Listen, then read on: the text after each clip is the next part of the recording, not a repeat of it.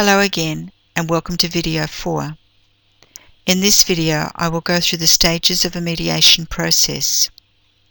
What you will notice here is that there is as much or as little hand-holding as you need. People may feel very vulnerable at this time in their lives, so we design our mediation process to support you as much as you need it. This is most often best done just one step at a time. Mediation can proceed in a number of ways, but it generally goes like this. You will meet with the mediator, that's me, Liddy Saisner, in an introduction to mediation first, to ensure you are fully informed of what's ahead of you. This session usually takes about 1.5 hours. Then, in the mediation session, you will each have an opportunity to have your say, so your issues can be identified and discussed. Options will be developed and assessed until a workable solution is found. A draft of your agreement will be put in writing for you to consider prior to signing. At the pre-mediation session, I will explain the features of mediation, its voluntary and confidential nature, and my role as a neutral third-party facilitator, not an advisor or decision maker. You will be told that as the mediation is voluntary, it can be terminated at any stage by either party or even by myself without the need to give reasons. I will outline the stages of the mediation process as we go. I will also give you some directions on how best to employ your solicitor. In preparing for the actual mediation session, I will make sure that everyone is ready. An agreement to mediate will be signed by all those participating in the mediation, including myself. A timetable will be set for all the issues to be discussed at mediation and what you will each need to do beforehand. Included in this may be the preparation of and/or exchange of documents.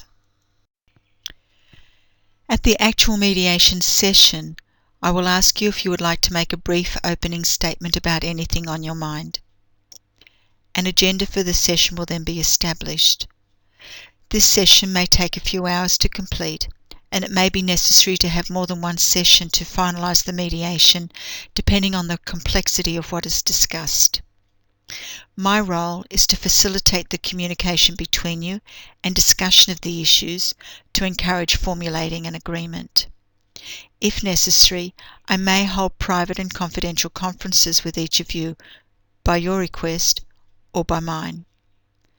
You will then be asked to create the wording of the agreement, which will be developed as you proceed. So here it is again. You'll also notice here a reference to private sessions, which I have referred to earlier as private conferences. These are the sessions that you or I can request at any time during the process to discuss options or concerns you might have about what is happening. As the mediator, I expect you are attending mediation in good faith with the intention of seeking a resolution to the issues in dispute. In preparing for the mediation session, it is very helpful for the success of the mediation if you maintain realistic goals when entering negotiations. You can prepare yourself for the negotiations better by ensuring you do your calculations and background work beforehand and bringing all the relevant documents to the mediation session. In setting the scene for a constructive mediation session, you can make it easier for everyone if you observe the normal rules of courtesy and listen to each other in a fair and open-minded way.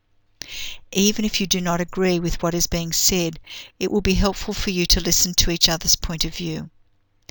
Be willing to maintain a positive attitude and also be prepared to give and take.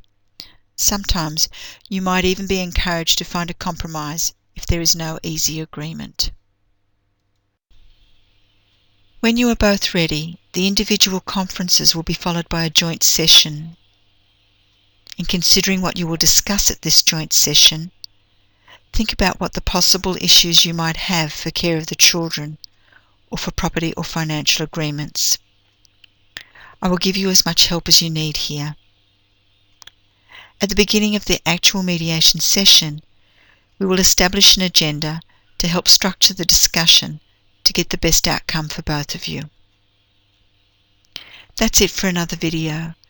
Click on video 5 to hear more about mediation and how to make the best decisions about the care of the children, as well as learning about how to conduct a mediation for a property settlement. Make sure you also check out our website at www.northernbeachesmediation.com.au for lots more information. And while you're there, why don't you sign up for our quarterly newsletter to be kept up to date with everything that is happening at our place.